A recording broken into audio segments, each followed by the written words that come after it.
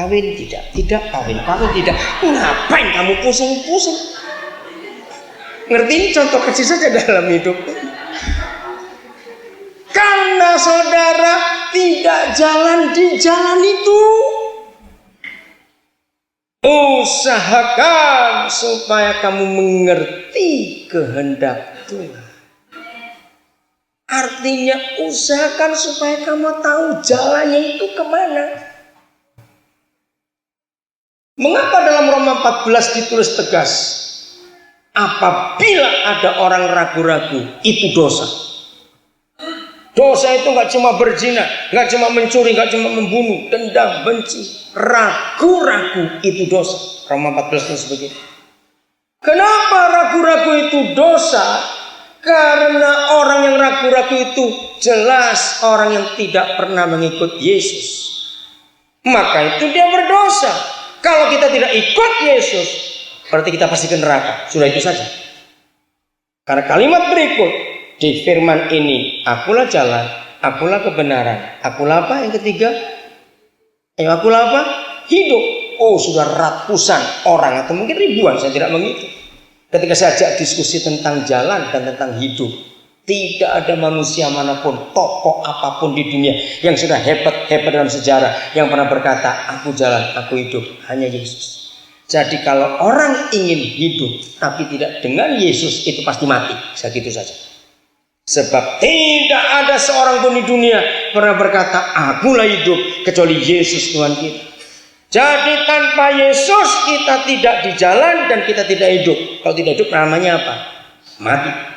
Namanya mati itu apa? Ke neraka. Sudah begitu saja. Maka itu orang yang ragu-ragu adalah orang yang tidak pernah tahu kehidupan dan tidak pernah tahu jalan.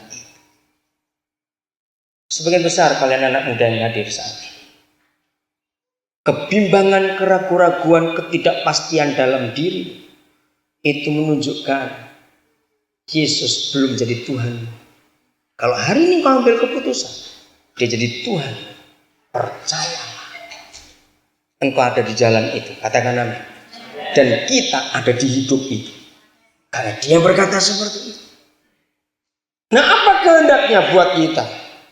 Apa yang dia renungkan untuk kita? Ini yang membedakan Yesus dengan agama-agama yang lain. Yakobus 1:17. Apa yang dia tetapkan, apa yang dia kehendaki, apa yang dia mau untuk semua manusia. Jangan saudara berkata bahwa Yesus hanya untuk orang Kristen. Tidak. Katakan amin. Dia untuk semua orang di dunia. Maka itu jangan saudara memberikan batas begini. Kalau kamu gak percaya Yesus, maka kamu tidak bisa menerima semua itu. Atau kalau kamu gak jadi orang Kristen, kamu gak bisa terima semua itu. Jangan. Kita tawarkan dulu apa yang dia orang itu mau dari siapa Yesus sesungguhnya. Biarkan nanti kebenaran akan memerdekakan dia. Udah, Yakobus 1:17. Mari kita lihat. Yakobus 1 ayat 17. Apa kalimat pertama berbunyi? Setiap. Berarti apa? Tidak ada yang tidak ada. Semuanya. Satu, setiap apa? Pemberian yang baik dan setiap apa? Anugerah yang sempurna datang dari siapa? Dari atas, dari Bapa kita yang baik. Setiap. Berarti yang datang dari Dia. Tidak ada yang di luar dua kriteria itu. Betul? Yang berasal dari Bapa kita di surga pasti ada di dalam dua kriteria itu. Setiap pemberian yang baik dan setiap anugerah yang sempurna datang dari Dia. Jadi ini bedanya dengan agama lain. Tuhan yang lain memastikan kamu tukang becak sampai mati tetap becak. Kamu pilot sampai apapun tetap pilot. Kalau kita tidak. Tergantung bagaimana kerjasama kita dengan Dia. Kalau Tuhan menetapkan, saya beri contoh. Satu hari Tuhan menetapkan, umurmu ini belum lahir ini, 81 tahun mati. Wih, tua bener 81 tahun. 4 minggu yang lalu saya menghadiri itu pertama kali dalam hidup saya. Aduh, senang sekali. Pernikahan 80 tahun. Saya belum pernah itu. Waduh, saya senang sekali. Kalau pernikahan 60 tahun saya sudah 4 kali menghadiri. 50 tahun sudah 20 kali lebih. Karena saya mau belajar. Opanya umur 103 tahun, oma umur 97 tahun. Jadi mereka sudah menikah begitu lama. Anak, cucu, mantu mati semua. Yang ada cuma cicitnya. Jadi yang buat pesta itu cicitnya 80 tahun. Jadi mereka menikah tahun berapa itu? 2006 kurang 80 berapa? Tahun 1926. Wih, umur berapa kamu waktu itu? Saudara, saya senang. Mereka sudah lemah, tapi masih semangat. Luar biasa. Nah, ini orang tentukan matimu 81 tahun. Tapi dari umur 16 kerjaannya pacaran melulu. Yang suka pacaran bertobat kamu. Pacaran itu ngabisin duit, ngabisin waktu. Hanya orang goblok yang senang pacaran itu. Serius saya berkata. Kenapa? Karena Tuhan sudah memberi jaminan jodohmu sudah ada. Usahakan untuk kamu cari ngerti jodohku yang mana. Jangan usahakan cari pacar melulu. Salah itu. Kalau saudara sudah tahu dari surga itu jodohku, nggak usah pacaran, langsung menikah, pasti aman. Loh, nggak percaya dibilangin kok, pasti aman. Nah, saya kembali pada anak ini. Dari umur 16 dia pacaran terus. Klimaksnya umur 18 dia patah hati, terus bunuh diri, mati. Nah, apakah Tuhan yang salah? Tuhan menentukan umurmu 81, tapi dia balik 18 bukan 81. Gobloknya itu tak. Ya, Tuhan nggak bisa buat apa-apa karena kamu milih mati 18 tahun, ya terserah kamu.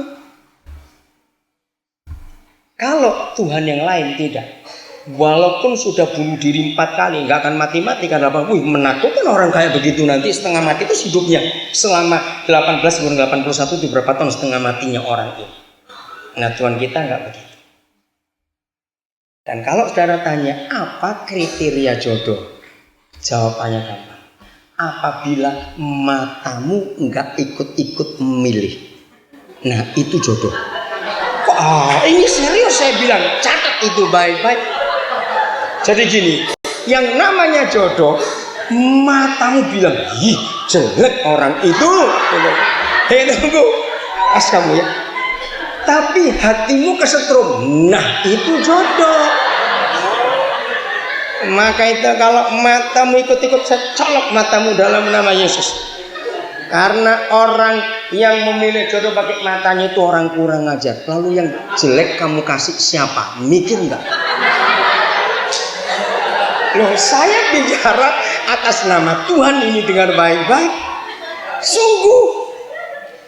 Maka itu saudara pernah lihat ada orang istrinya cantik, suaminya jeleknya. Tunggu dulu, jangan tertawa. Tapi mereka bahagia. Pernah lihat nggak? Nah, itu buktinya. Toh kamu nggak kawin dengan mukanya orang itu? Amin kan?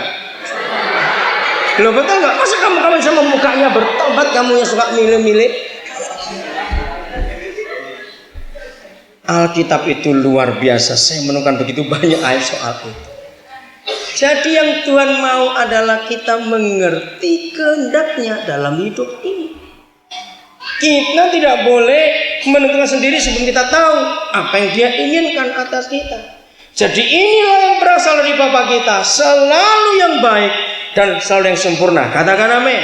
Itu yang berasal dari dia. Ketentuannya pasti untuk kita, janjinya ya dan amin. Yeremia 1 ayat 5. Oh, ini hebat sekali. Kita akan melihat kebenaran ini. Yeremia 1 ayat yang kelima. Tiga fase yang Tuhan tunjukkan kepada kita di ayat itu, betapa Dia sangat bertanggung jawab untuk manusia. Katakan